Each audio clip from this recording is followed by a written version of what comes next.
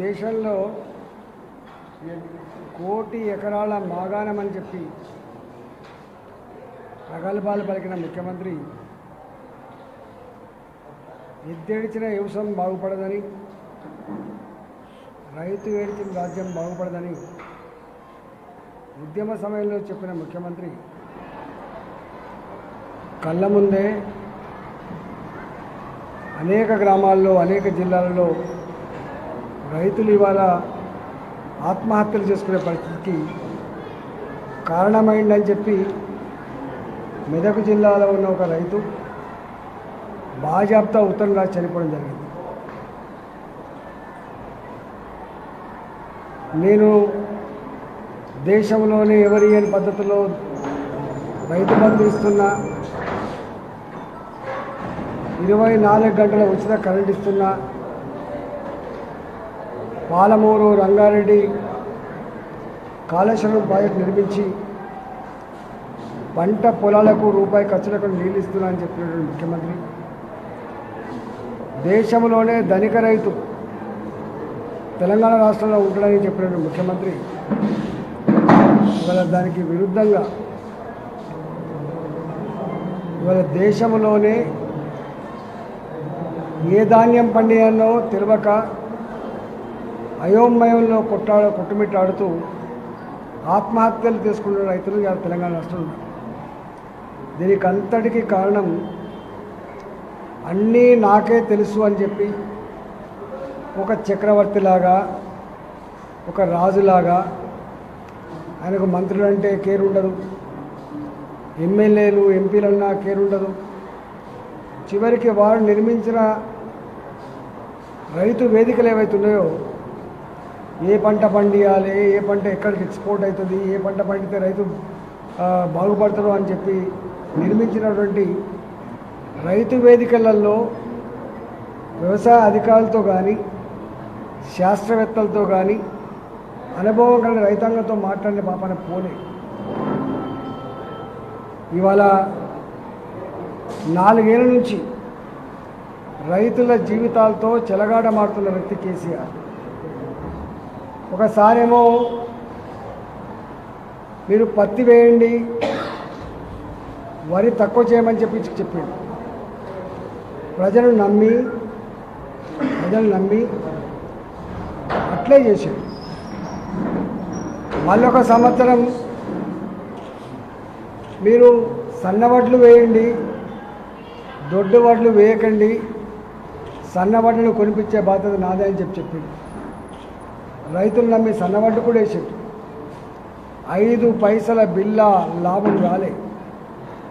ఆ రోజు రైతులు, శాస్త్రవేత్తలు మాలాంటి వాళ్ళని చెప్పినాం, అయ్యా సన్నవడ్లు, దొడ్డు వడ్లంతా ఈల్డింగ్ రాదని, పెట్టుబడి ఎక్కువైద్దని, రోగాలు ఎక్కువని, రైతులు నష్టపోయే ప్రమాదం ఉంటుందని చెప్పినప్పుడు ఆ వడ్లకు 200, 300 ఎక్కువ వస్తాయని చెప్పి నమ్మించి సన్నవడ్లు వేయించి, కానీ సన్నవడ్లు వేసిన రైతాంగానికి 5 పైసల బిల్ల కూడా దొడ్డు వడ్ల కంటే ఎక్కువ రాలే.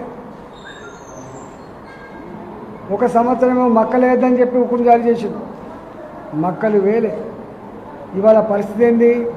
మొత్తం 2వ పంటలో వరి పంట వేయొద్దని డప్పు చాటింపు చేసి వ్యవసాయ అధికారులు రైతులకు మీద ఉసుగొల్పి దీనికి కారణం కేంద్ర ప్రభుత్వం అని చెప్పి నిందించే ప్రయత్నం చేస్తారు. నేను ముఖ్యమంత్రి గారిని సూటిగా అడుగుతా ఉన్నా, 30 లక్షల టన్నుల వడ్లు వస్తాయని చెప్పి సమైక్య రాష్ట్రం వచ్చినాడు 30 లక్షల టన్నులు, 40 లక్షల టన్నులు వస్తాయని చెప్పిన మీరు 1 కోటి టన్నుల వడ్లు పండుతున్నాయని చెప్పి ప్రగల్భాలు పలికినావు కదా. మరి 1 కోటి టన్నుల వడ్లని మిల్లింగ్ చేసేటువంటి మిల్లులు ఉన్నాయా? పేరుకు 2200 మిల్లులు ఉన్నప్పటికీ కూడా ఈ రాష్ట్రంలో రైస్ మిల్లులు 1 ton capacity, 2 ton capacity, 4 ton capacity తప్ప ఎక్కడో చుక్క తెగి పడ్డట్టుగా 8 టన్నుల కెపాసిటీ తప్ప అంతకంటే ఎక్కువ లేవు ఇక్కడ. ఇవాళ అదే 2200 రైస్ మిల్లులు ఉంటే పనిచేసేటి కేవలం 1200, 1300 మాత్రమే. అంటే ఒక్క మాటలో చెప్పాలంటే ఈ తెలంగాణ రాష్ట్రంలో వచ్చిన పంటను మిల్లింగ్ చేసే కెపాసిటీ ఈ మిల్లులకు లేదు. రైస్ మిల్లర్లతో మీటింగ్ పెట్టినప్పుడు వాళ్ళు సూచన చేసిండ్రు, అయ్యా ఇవన్నీ అవుట్డేటెడ్ టెక్నాలజీతో ఉన్నాయి, ఈ టెక్నాలజీ అప్డేట్ చేసుకోవాల్సి ఎక్కడ ఉన్నది, పెద్ద పెద్ద క్లస్టర్లు పెట్టుకోవాల్సి ఎక్కడ ఉన్నది, మీరు కొంత భూములు ఇవ్వండి, నీళ్ళు ఇవ్వండి, కొంత ఇండస్ట్రీకి ఇచ్చినట్టు సబ్సిడీస్ ఇవ్వండి. రైస్ మిల్ ఇండస్ట్రీ కునారిల్లుగా ఉంది, రైస్ మిల్ ఇండస్ట్రీ దివాలా తీసింది, మీరు కొంత పట్టించుకోమని చెప్పి 3 నెలల క్రితమే 4 నెలల క్రితం చెప్పింది. కానీ పెడచెవిన పెట్టిన వ్యక్తి కేసీఆర్. ఒక్క కొత్త రైస్ మిల్ క్లస్టర్ రాలే ఈ రాష్ట్రంలో, ఒక్క రైస్ మిల్లు కూడా కొత్తది రాలే ఈ రాష్ట్రంలో, ఒక్క రైస్ మిల్లు కూడా టెక్నాలజీ అప్డేట్ చేసుకోలే, ఒక్క రైస్ మిల్లు కూడా కెపాసిటీ పెంచుకోలే. దానివల్ల ఇవాళ ఏమవుతుంది, ఒకనాడు నేను కూడా మంత్రిగా ఉన్నప్పుడు ఒకనాడు మాకు వడ్లు అలకేట్ చేయమని చెప్పి బతిలాడిన రైస్ మిల్లర్లు ఇవాళ ప్యాడీ రైస్ మిల్లుకి పోతే 3 రోజుల వరకు 4 రోజుల వరకు ట్రాక్టర్ కానీ లారీ కానీ అన్లోడ్ కావట్లేదు. కారణం వాళ్ళకు కడుపు నిండా వడ్లున్నాయి, వాళ్ళ మిల్లింగ్ కెపాసిటీ కంటే కూడా ఎక్కువ వచ్చినాయి కాబట్టి పొమ్మలు లేక పొగబెట్టినట్టుగా 3 రోజులు 4 రోజులు లారీలను ట్రాక్టర్లను ఆపుకుంటాను. అన్నిటికంటే బాధాకరమైన విషయం ఏంటంటే రక్తాన్ని చెమటగా మార్చి పంటలు పండించిన రైతుకు 40 కిలోల బ్యాగ్ మీద 4 కిలోల 5 కిలోలు తరుగు తీస్తున్నారు. ఒక క్వింటల్ ప్యాడీ వెనుక 10 కిలోల తరుగు తీస్తున్నారు, అయినా భరీ చేస్తున్నారు. ఇవాళ చివరికి ఆ 10 కిలోల తరుగుతో వడ్డీ ఇచ్చొచ్చినప్పటికి కూడా డబ్బులు లేవు రైతులకు ఇవ్వడానికి. మూడవది, ఇవాళ దేశంలో ప్రపంచవ్యాప్తంగా రైస్ మిల్ ఇండస్ట్రీలో చాలా రెవల్యూషన్ వచ్చింది టెక్నాలజీ. సటాకా మిల్స్ అంటారు, మీకు ఐడియా ఉండాలి. ఆంధ్రలో లలిత ఇండస్ట్రీ ఒకటి ఉంటుంది ప్రైవేట్లో, సంవత్సరానికి 10 లక్షల మెట్రిక్ టన్నుల ధాన్యాన్ని మిల్లింగ్ చేసే కెపాసిటీ ఒక మిల్లుకే ఉంటుంది. అట్లాంటి మిల్లులు కనుక జిల్లా కోట వచ్చి ఉంటే, అట్లాంటి జపాన్ టెక్నాలజీ నెదర్లాండ్ టెక్నాలజీ తెచ్చి ఇక్కడ ఇండస్ట్రీస్ ప్రోత్సహించి ఉంటే ఇవాళ ఫార్ బాయిల్డ్ రైస్ లేకపోయినా రా రైస్ పట్టించుకునే ఆస్కారం ఉంది. ఇవాళ ముఖ్యమంత్రి గారికి 2 సంవత్సరాలుగా కేంద్ర ప్రభుత్వం ఉత్తర ప్రత్యుత్తరాలు రాస్తూ ఉంది. అయ్యా ముఖ్యమంత్రి గారు, తెలంగాణ రాష్ట్ర ప్రభుత్వమా, ఈ ఉప్పుడు బియ్యం కేరళలో అమ్ముడుపోతలేవు, తమిళనాడులో అమ్ముడుపోతలేవు, వాళ్ళు కూడా రా రైసే తింటున్నారు, వాళ్ళకు కూడా సరిపోను బియ్యం ఉత్పత్తులు పెరిగినాయి, మీ ఉప్పుడు బియ్యం కొనడానికి ఆస్కారం లేదు, మీరు ప్రత్యామ్నాయ మార్గాలు వెతుక్కోమని చెప్పి వాళ్ళు చెప్పినప్పుడు వీళ్ళు ఉత్తర ప్రత్యుత్తరాలలో అంగీకరించారు కూడా.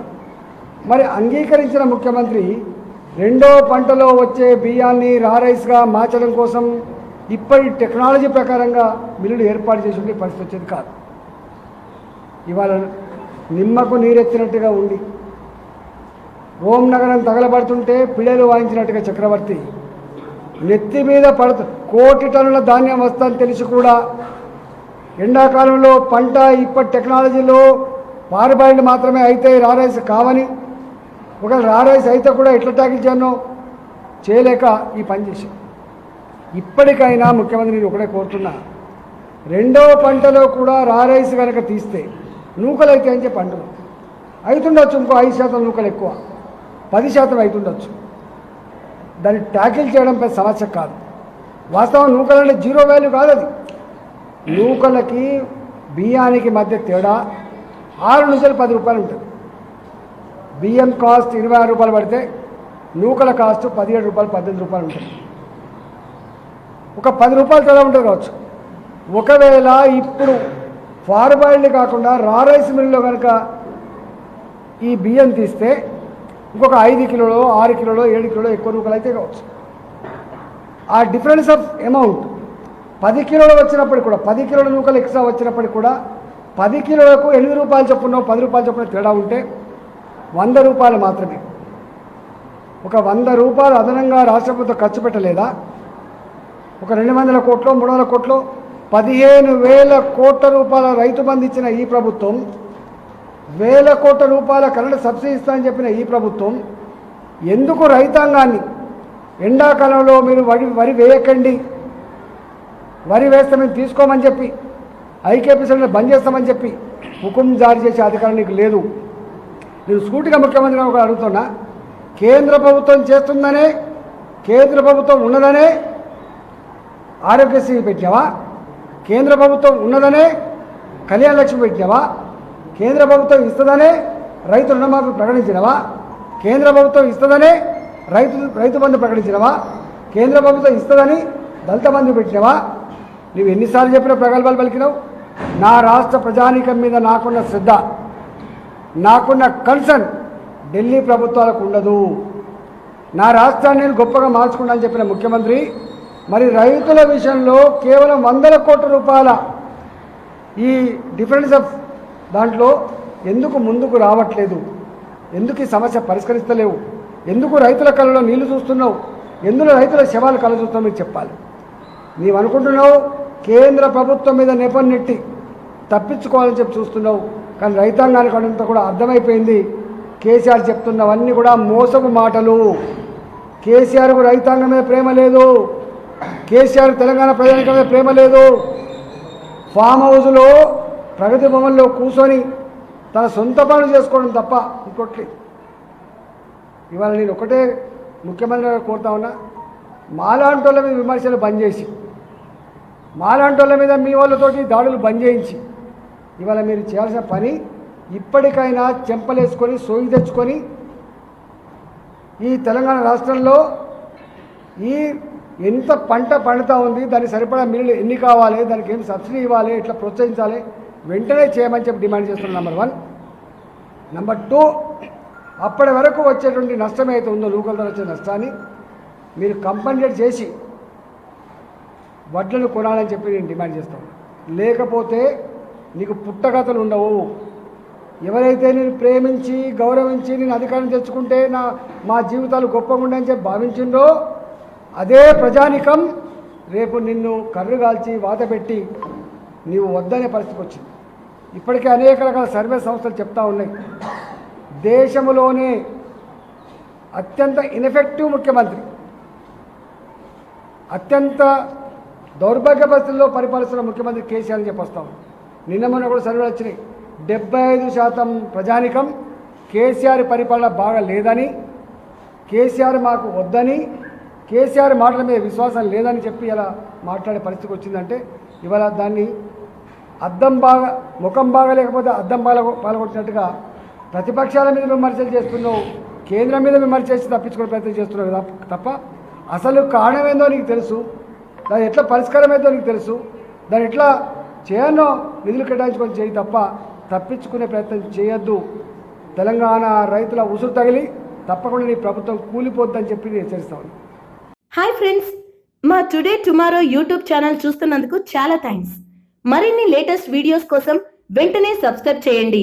అలాగే ఈ బెల్ ని కూడా రింగ్ చేసేయండి. మా నోటిఫికేషన్స్ అన్ని మీ మొబైల్లో వస్తాయి.